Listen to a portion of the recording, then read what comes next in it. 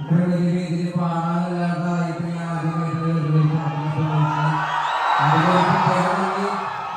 അതുകൊണ്ട് പ്രത്യേകമായിട്ട് നന്ദി പറയേണ്ടത് അനുരാധയോടും പടത്തിന്റെ ഡയറക്ടർ അനുരാധയോടും പടത്തിലെ പ്രവർത്തിക്കുന്ന എല്ലാവർക്കും വേണ്ടിയിട്ടാണ്. എല്ലാവരും പടം തിയേറ്ററിൽ പോയി കാണണം.